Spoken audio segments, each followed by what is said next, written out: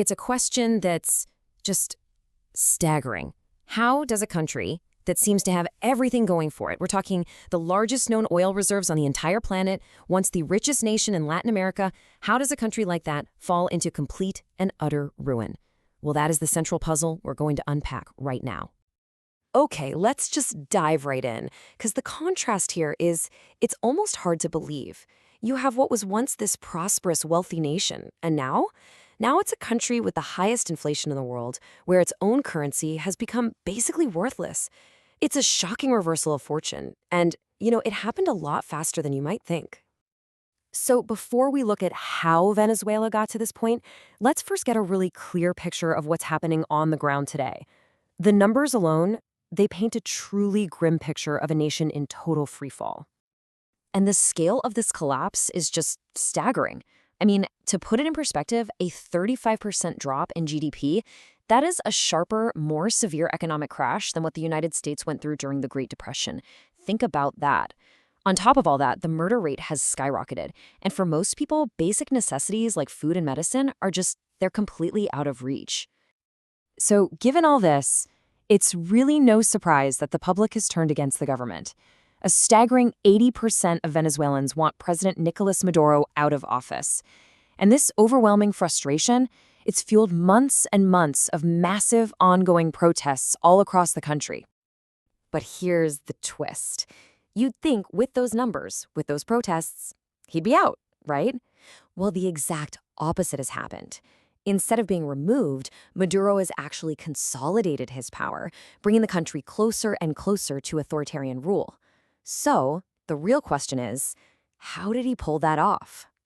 Well, this power grab really kicked into high gear after the 2015 election. The opposition coalition won a huge victory, a real threat to his power. So Maduro executed this step-by-step plan to neutralize them.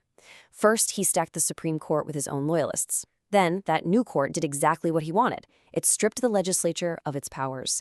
And the final, most audacious move? Creating an entirely new governing body just to rewrite the Constitution itself. This was the breaking point. For so many Venezuelans, getting rid of the legislature wasn't just some political game. It felt like a direct attack on democracy itself, and it sent thousands pouring into the streets. But the protests were met with a brutal crackdown that left a truly devastating human toll. Now, to really understand how things got so bad, we have to rewind the clock a bit.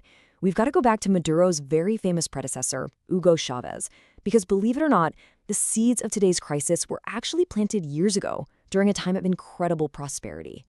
See, here's the thing. Unlike the deeply unpopular Maduro, Chavez was this incredibly charismatic and, for a lot of people, a beloved leader.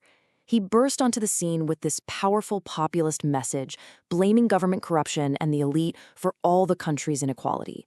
And that message, it resonated deeply with Venezuela's poor, who ultimately swept him into power. The key moment for Chavez came when oil prices just exploded in the 2000s. He took those billions in oil profits and poured them into massive social welfare programs. He subsidized food, he built up healthcare and education, and he actually managed to cut poverty by more than half. Now, these programs genuinely helped millions, but they also served a political purpose. They absolutely guaranteed his popular support. But, and this is the crucial point, the entire system had a fatal flaw. Chavez never, ever diversified the economy away from oil. All of his spending, all of his social programs, the entire foundation of his political power really was built on one single massive bet, that oil prices would stay high forever. And of course, they didn't. Shortly after Chavez's death, just as his hand-picked successor, Nicolas Maduro, was taking office, that bet went bust. The economic time bomb that had been ticking for years finally went off. In 2014, the floor just fell out from under them. Oil prices plummeted, and that river of money that had funded the entire country, it just dried up. And when faced with this crisis, Maduro just failed to adjust. The economy went into a complete nosedive. The impact was devastating. Hyperinflation took hold, and the very social safety nets that Chavez had built, they completely collapsed.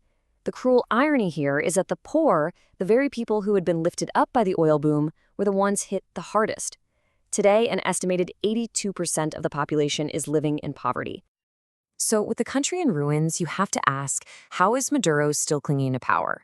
Well, a lot like Chavez, he rigged the economy. But this time, it's not to benefit the poor, it's to benefit his inner circle. He exploits this really complex currency system where the official rate, 10 bolivars to the dollar, is reserved for his friends and allies. Everyone else, they're forced onto the black market, where a single dollar costs over 12,000 bolivars. And this system is the key to buying loyalty. For example, Maduro gave the military control over the entire food supply. This allows generals to import food using that super special 10-to-1 exchange rate and then just turn around and sell it on the black market for an astronomical profit. For his allies, the crisis has become an incredibly lucrative business opportunity, which, helps buy their loyalty and keep Maduro in power. Which brings us right back to where we started. Maduro's final move to lock down his power even with overwhelming public opposition. We're talking about that controversial 2017 vote for a new constituent assembly. Remember, the political opposition boycotted this election entirely, and the streets were filled with deadly protests. But Maduro just pushed ahead with the vote anyway, absolutely determined to create a new governing body that was loyal only to him.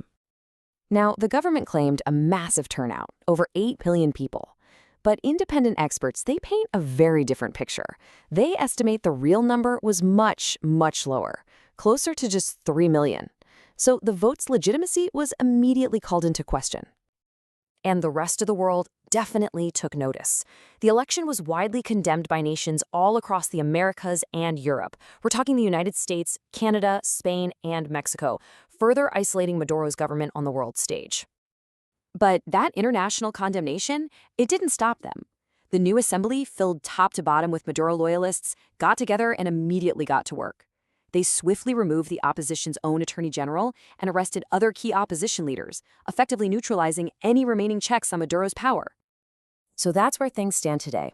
President Maduro now holds this unprecedented power, but he holds that power over a nation that just continues to spiral completely out of control. And that leaves us with the most important and maybe the most uncertain question of all. What's next for Venezuela?